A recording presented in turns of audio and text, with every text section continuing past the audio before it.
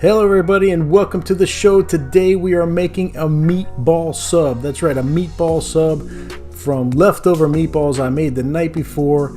And if you want to learn how to make my meatballs, click on the link above and you will see that recipe. We're going to use some Martin's hoagie rolls, which are absolutely delicious. And of course our Duke's mayonnaise. We can't make our meatball subs without Duke's mayonnaise. Come on. And then some creamy melt cheddar cheese, triple cheddar cheese with just a hint of that cream cheese in there to soften it up. So we're just going to take our hoagie rolls and spread out our Duke's mayonnaise on there. And on the right side of the griddle, you can see I have it on like a medium low. And you just want to press it with the spatula just to get that surface area all touching the griddle. And then on the left side, I've got that kind of like on a medium. And we're going to put down some oil, spread it out, and that's where we're going to heat up our meatballs. So I know a lot of you are thinking you're not really cooking anything, you're just putting together a sandwich. Okay, fair, but let me tell you, it came out phenomenal, and a lot of people don't know how to do this on the Blackstone, so I'm going to show you. So I make giant meatballs. That's the ones that I like. I've always been making it like that, and so you can make them however you want. So I start off with two giant meatballs, what I think is going to be enough, probably more than enough, to fill up those hoagie rolls. So all I'm going to do here is chop these up into bite size. I could easily put them in there, but they're very difficult. Can you imagine trying to eat two giant meatballs like that in a hoagie roll? It's not going to work. So I chop them up. It's going to do two things. One, it's going to make it easier to eat, number one, bite-sized chops, and then secondly, it's going to make it easier to heat all the way through.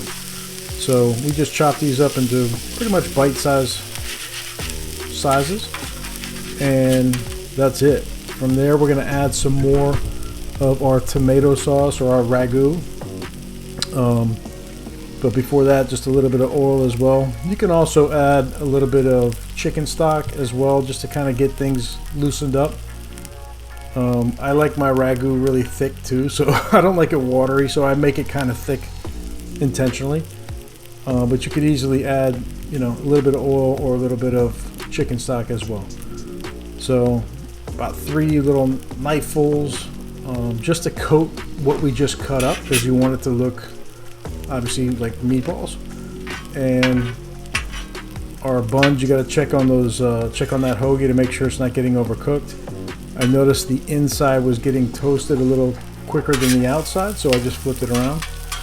And that's it. It's time to start moving the meatball, and just kind of chopping it up as I see it needs a little bit more. And this is where you just do your own thing. Now just have fun, move things around. That's the great thing about a meatball sub. There's so many different types you can make. You can make sausage meatballs. Sometimes I'll add sausage. You can make a turkey meatball. I mean, just try to go a little healthy. There's different ways you can go. This is not a healthy meatball. This is 80-20 ground beef. But, it was good. All right, so we just keep mixing this up a little bit and chopping it up, spinning it around. And you can see already some of it's starting to get dark. That's going to bring out even more flavor when that tomato base gets cooked a little bit and crispy. Oh, that's where the flavor comes in. So it's looking good. Right here we are going to, basically the toast is done. So we flip it over and you can see it there. Again, Blackstone, best toaster in the world. And now I'm just kind of like checking out the meat to see, okay, do I have enough? How's it going to look on top of the hoagie? This is kind of where I'm like checking it out to see what I'm picturing in my head it's going to look like when it's all said and done. Make sure you hit that subscribe button and that notification bell to see all our future videos. And it's looking, that meat is ready, man. That meat is looking great. Look at that. That looks delicious. It smells delicious. And that's it. The bun is done. So we stick it on a warming rack You do not want it to get burnt, so you kind of have to get it off the griddle surface, and then that's it. We load it up with our meatballs that are all chopped up, heated through, looking good. And I know what you're thinking, man, that's enough right there. I know, but we like to load it up because it looks cool. and who wants a sandwich that doesn't like overflow anyway, right? So just go crazy here, load it up. And even that little tiny little bit that's left, yeah, I'm gonna put that on there too. Watch, here we go. Right, wait for it, boom, right here. There it is. So it's on top as well. I move it to the middle and I add the triple cheddar cheese. You can use provolone, you can use mozzarella, you can use whatever you like, or no cheese at all, whatever you like. I prefer cheese on my meatballs. Creamy, gooey, just, oh, cheese makes everything better. So here we test out that lid again. Remember, it didn't work so well with the veggies, but I know it's gonna work good with this cheese. So I tried it the first couple minutes and I decided, you know what, we need some water to steam it up. Just helps melt the top of that cheese on top. And look at that, it's looking absolutely delicious. That cheese is ready, almost ready. One more time.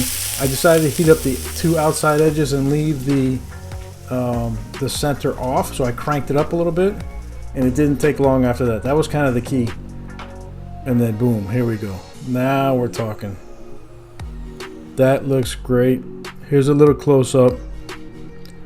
One final close-up. Look at that cheese all melted and gooey, looking delicious. Look at the bun. Look at the toasting on the bun. I mean, that thing was super crispy, which is what you want. And then look at the meatballs. You can see the different coloration of the part that got like grilled up a little bit, and that cheese, the same thing, is looking toasty and tasty, and everything together just came out absolutely perfect. So let me tell you, don't sleep on making meatball subs on the Blackstone. It came out absolutely delicious and I highly recommend it. Everybody, thank you for watching, liking, subscribing, and commenting, and we'll keep on cooking. Big Cat out.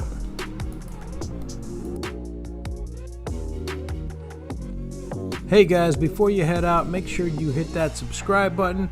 Check out our new merchandise as well as our new ebook, Griddling Favorites. Everybody, stay safe and have a great day.